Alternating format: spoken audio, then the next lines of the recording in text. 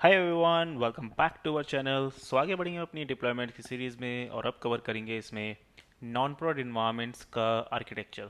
देखो, हमने last video के अंदर क्या किया था, पूरा प्रोडक्शन लास्ट वीडियो तक ये किया था कि प्रोडक्शन इन्वायरमेंट जो है पूरा सेटअप कर दिया था और जिसके अंदर क्या है हमारा DevOpsWithPrashant.com हमारी वेबसाइट जो है लाइव कर दी थी हमने, है ना। वो एक तरीके से प्रोडक्शन इन्वायरमेंट टाइप था हमारा। अब क्या करेंगे इस वीडियो के अंदर, हम थोड़ा सा ना नॉन प्रोडक्शन इन्वायरमेंट्स भी होते हैं, है ना, थोड़ा सा उसके बारे में पढ़ेंगे। अब चलो क्विकली देख लेते हैं प्रॉड और नॉन प्रॉड ये क्या चीज़ होती है। देखो, प्रॉड क्या होती है, प्रोडक्शन इन्वायरमेंट होती है। वो एक ऐसा इन्वायरमेंट होता है, वो एक ऐसी जगह होती है जहाँ से जो है आपकी एप्लीकेशन जो है आपके रियल कस्टमर्स जो आपके रियल यूजर्स हैं उन्हें डिलीवर हो रही होती है। फॉर एग्जांपल google.com आप सर्च करो, facebook.com या कोई भी आप एक पब्लिकली एप्लीकेशन यूज़ करते हो, तो वो एक तरीके से क्या हो रहा है, आपको ना प्रोडक्शन इन्वायरमेंट से सर्व की जा रही है। आप वो जो है एप्लीकेशन है उनके प्रोडक्शन इन्वायरमेंट पे चल रही है और वहाँ से वो आपको डिलीवर हो रही है। लेकिन apart from the production environment there are some non prod environment as well. Non prod environment क्या होते हैं, वही चीज़ कि जैसे नाम से पता है, नॉन प्रोडक्शन, प्रोडक्शन से अलग। जो अब ये नॉन प्रोड इन्वायरमेंट कौन यूज़ करता है, ये करते हैं जो एप्लीकेशन के डेवलपर्स होते हैं, जो आपके ऑर्गेनाइजेशन के जो इंटरनल यूजर्स हैं ना, वो यूज़ करते हैं। अब देखो, इसके अंदर मल्टीपल इन्वायरमेंट होते हैं, dev environment, Q environment, stage environment, है ना। कुछ है ऐसे, कहीं कहीं जगह पे आप सुनते हो यूएटी इन्वायरमेंट, टेस्ट इन्वायरमेंट, तो अलग अलग नेम है ना, अलग अलग ऑर्गेनाइजेशन, अलग अलग टीम्स जो है अपने अपने पर्पस के अकॉर्डिंग इन्वायरमेंट वो सेट कर रही होती है। लेकिन मैंने जो तीन यहाँ पे इन्वायरमेंट लिया और ये थोड़े जनरिक एग्जाम्पल हैं, है ना। Dev, QA, stage environment. अब हमें क्या करना है, डेव क्यूए स्टेज इन्वायरमेंट के लिए ना आर्किटेक्चर सेटअप करना है। जो आर्किटेक्चर होगा ना प्रोडक्शन इन्वायरमेंट से सिमिलर ही होगा, लेकिन थोड़ी बहुत लिटिल बिट ऑफ मॉडिफिकेशन होंगे ना। थोड़ा सा एक बार ना और क्विकली जो है रिकैप करते हैं जरा प्रोडक्शन इन्वायरमेंट के बारे में, है ना। फिर उसके बाद थोड़ा नॉन प्रोड के बारे में बताऊंगा मैं कि कैसे हम सेट करेंगे। अब देखो, जैसे इमेज में भी दिख रहा है हमें, है ना, कि हमने प्रोडक्शन इन्वायरमेंट कुछ इस टाइप से सेट करा था। एक आरडीएस सेट किया था, इसके अंदर डीबी चल रहा था।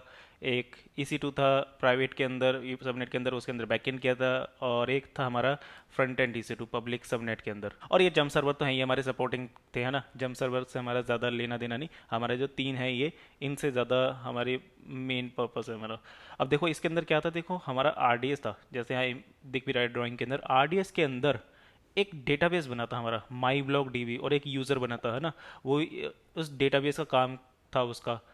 एक हमारा क्या था, AWS बैक एंड EC2 के अंदर जो था, एक पोर्ट, एक पर्टिकुलर पोर्ट के ऊपर हमारी एप्लीकेशन चल रही थी, वो थी 1990 पोर्ट थी, है ना। और एक पर्टिकुलर डायरेक्टरी के अंदर हमारी वो जार वगैरह रखी हुई थी, अगर आपको याद हो तो, है ना। और ऐसे ही सिमिलर एक क्या था, फ्रंट एंड EC2 के अंदर क्या था, वहाँ पे एक पर्टिकुलर डायरेक्टरी के अंदर हमारी वो सारी फ्रंट एंड वाली फाइल थी और वहाँ से वो जो था डिलीवर हो रही थी। क्विकली सबसे दिमाग में सबसे पहला सोल्यूशन तो यही आता है। देखो भाई प्रशांत, जैसे हमने प्रोडक्शन का सेट किया था ना, एकदम सेम हम रेप्लिका जो है नॉन प्रोड के लिए भी बना दें। जैसे कि एक प्रोडक्शन के लिए था, डेव के लिए ऐसा बना दें, और सेम भी क्यूए के लिए बना दें, सेम ही जो है स्टेज इन्वायरमेंट बना दें, है ना। कोई इशू नहीं है, ये भी एक तरीके से अप्रोच ठीक है, ठीक है। अब देखिए, आपको एक क्विकली एक चीज़ समझनी पड़ेगी, वो है यहाँ पे प्रोडक्शन और नॉन प्रोड इन्वायरमेंट के बीच का डिफरेंस, है ना। नॉन प्रोड इन्वायरमेंट क्या होते हैं भाई, नॉन प्रोड इन्वायरमेंट जो होते हैं क्या होता है, सिर्फ और सिर्फ लिमिटेड यूज़ करते हैं उन्हें, कौन, सिर्फ और सिर्फ internal users, internal dev, internal teams use करती है। लेकिन प्रोडक्शन क्या होता है, प्रोडक्शन जो होता है वर्ल्ड वाइड जो होता है सर्व कर रही होती है ना। तो हमें देखो प्रोडक्शन को तो एकदम अलग ही रखना है, लेकिन हम नॉन प्रोड के अंदर ना एक ऐसी चीज़ कर सकते हैं कि भाई थोड़ा सा कॉस्ट ऑप्टिमाइज करने के लिए, कि ये जो हमें डेव क्यूए स्टेज के लिए, हम तीनों के लिए पूरा एकदम कंप्लीट सेटअप बनाना पड़ रहा है। क्या ऐसा कुछ हो सकता है कि हम भाई एक ही सेटअप करें और उसके अंदर ही हम तीन इन्वायरमेंट चलाएं? कुछ ऐसा हो सकता है, थोड़ा सा कंफ्यूजिंग लग रहा होगा अभी, है ना। थोड़ा सा मैं भी इसको थोड़ा सा क्लियर कर देता हूँ, है ना। ये देखिए, हम क्या करेंगे, हम देखो एक आरडीएस रखेंगे, ठीक है। आरडीएस के अंदर को क्या होगा, प्रोडक्शन इन्वायरमेंट में क्या था, एक आरडीएस के अंदर एक ही डीबी था। लेकिन हम यहाँ क्या करेंगे नॉन प्रोड के आरडीएस में, कि भाई एक आरडीएस के अंदर अब एक डीबी नहीं होगा, यहाँ तीन डीबी रखेंगे। एक dev DB, dev block, dev के लिए, डेव इन्वायरमेंट के लिए डीबी, एक क्यू इन्वायरमेंट के लिए, और एक स्टेज इन्वायरमेंट के लिए। और सिमिलर ही उनके यूजर्स होंगे, एक डेव का यूजर होगा, एक क्यूए का यूजर होगा, स्टेज का यूजर होगा, है ना। ये चीज़ की जा सकती है ना, कोई प्रॉब्लम नहीं, क्योंकि ये तो आरडीएस एक पूरा एक इंस्टेंस है। इंस्टेंस के अंदर हम कितने भी मल्टीपल डीबीज बना सकते हैं, कई सारे डेटाबेसेस बना सकते हैं ना। कि पोस्टग्रेस है, पोस्टग्रेस के अंदर मैं गया पोस्टग्रेस के अंदर, और उसके अंदर तो कई सारे मैं डेटाबेस बना दूंगा। एक डेटाबेस मान लो माई डेटाबेस 2 3 4, ऐसे ही हमने यहाँ पे तीन डेटाबेस बना दिए। तो यहाँ पे हमारी देखो, यहाँ पे तीन आरडीएस बनाने की कॉस्ट बच गई, है ना। ऐसे ही क्या कर सकते हैं, देखो जो बैक एंड EC2 है, अब बैक एंड EC2 के अंदर क्या आ रहा था, प्रोडक्शन में सिर्फ एक सिंगल पोर्ट के ऊपर एप्लीकेशन चल रही थी। अब यहाँ क्या है, देखो पोर्ट भी ना, एक किसी भी मशीन में हमेशा बहुत सारे पोर्ट होते हैं, तो क्या कर सकते हैं हम अपनी एप्लीकेशन जो है डिफरेंट डिफरेंट पोर्ट पे चला सकते हैं। देखो जैसे कि एक डेव वाली इन्वायरमेंट की वो किस पे चलेगी, पोर्ट 8080 पे, क्यूए वाली क्या चलेगी 8081 पे, और थर्ड वाली स्टेज वाली चलेगी 8082 पे। बिल्कुल हो सकता है, कोई इशू नहीं। और तीनों इन्वायरमेंट की जो आपकी बैकएंड से रिलेटेड फाइल्स हैं, जार वगैरह सब वो है, इनको भी एक तरीके से डायरेक्टरी के अंदर, डिफरेंट डिफरेंट डायरेक्टरी के अंदर रख सकते हैं, है ना।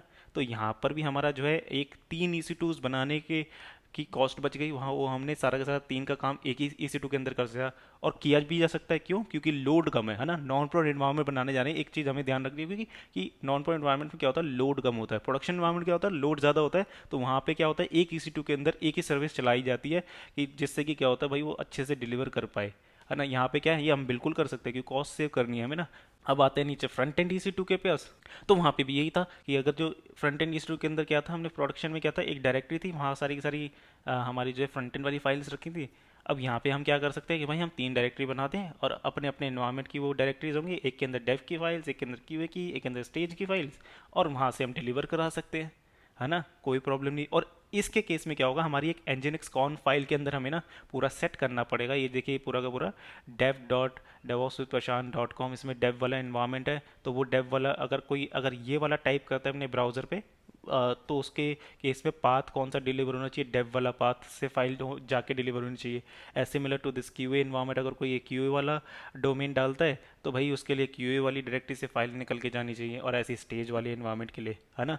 तो ये चीज़ ध्यान रखना कि इस तरीके से हम कर सकते हैं, बिल्कुल वेरी मच पॉसिबल। और इसको मैं करके भी दिखाऊंगा बिल्कुल। इसको एक तरीके से 3 इन्वायरमेंट जो है हमारे नॉन प्रोड इन्वायरमेंट एक सिंगल सेटअप के अंदर एक तरीके से इस तरीके से हो जाए, डिप्लॉय हो जाएंगे। एक होगा हमारा प्रोडक्शन एनवायरनमेंट के अंदर सेटअप पूरा, और ऐसी एक सेटअप रहेगा जिसके अंदर 3 इन्वायरमेंट चल रहे होंगे, नॉन प्रोड इन्वायरमेंट, इसमें डेव क्यूए स्टेज। ठीक है, तो इस वीडियो के अंदर इतना ही रखते हैं, बाकी मिलते हैं नेक्स्ट वीडियो के अंदर। So thank you for watching, and if you like the content please do like share subscribe, and also if you have any question any doubt please comment down below.